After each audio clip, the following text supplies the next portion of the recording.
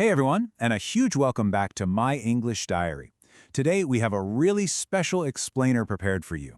We're going to look closely at something that causes a ton of stress for language learners all over the world. It's the myth of advanced C1 or C2 English. If you ever feel like your English just isn't good enough, or if you constantly worry about making mistakes, well, this explainer is exactly what you need. So, let me ask you something. Do you really need C1 or C2? Be honest with yourself for a second. Have you ever avoided a conversation because you thought, oh, my English isn't ready yet, I need to level up to advanced English first? We always hear teachers and apps talking about reaching the top level, right? But do you actually need those super difficult levels to communicate well in the real world? Okay, let's dive into this in Section 1, the Advanced English Myth. Usually, when people talk about advanced English, they mean vocabulary. You've probably seen those lists on learning apps or social media. They give you a normal, everyday word and tell you to replace it. They say, instead of bad, you should say detrimental. Or instead of saying you're happy, you absolutely must say you're over the moon. They basically try to sell you the idea that bigger, fancier words are somehow better and more professional. But I want to challenge you on this. Why is the word detrimental considered more advanced than a simple normal word like bad? What actually makes it an advanced word? Is it magic? Well, the answer isn't magic. It's simply about frequency. It's all about how often we actually use the word. Here's a pretty surprising fact for you. In a normal fiction novel, you'll find the word bad about 20 times. But you would literally need to read 20 whole novels just to find the word detrimental one single time. So advanced vocabulary is really just a synonym for uncommon vocabulary. Which brings us to Section 2, fancy words cause problems. Now, what's really interesting about this slide is that using these infrequent, fancy words actually damages your ability to connect with people. And research shows us exactly why. First off, most conversations in English today are actually between foreign learners. So if you use an uncommon word, the other person probably won't even know it. Second, even native brains process uncommon words much slower. And third, researchers found that using complex, difficult vocabulary actively makes you look less intelligent to the person listening. Fancy words just ruin communication. Let's move on and see how this builds in Section 3, the trap of legalese. You can see this problem perfectly in something called legalese.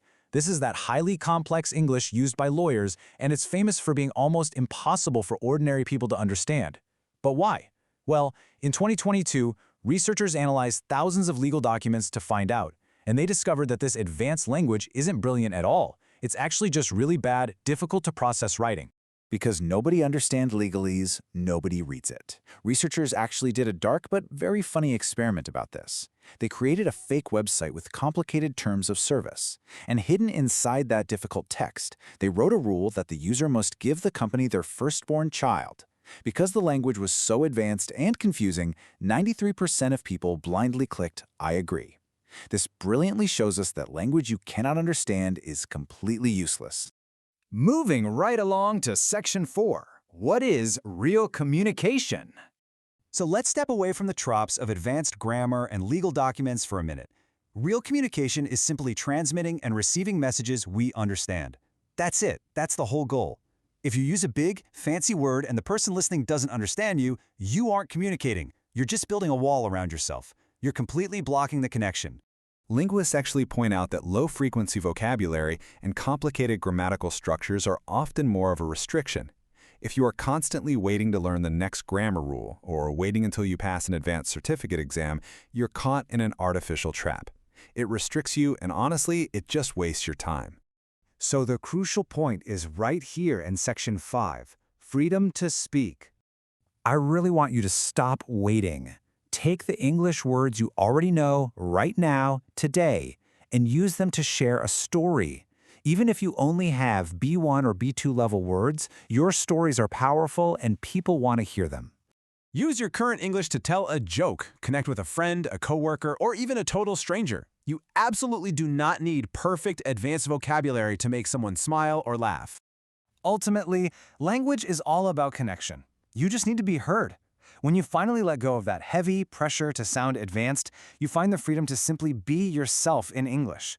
Being heard and understood is the true goal, and that is what makes communication successful. So I want to leave you with one final question to think about. Who will you talk to today? Don't wait for tomorrow, and please don't wait for a higher level. Go out there and communicate. Thank you so much for exploring this topic with me on this explainer from My English Diary. Keep speaking freely, and I'll see you next time.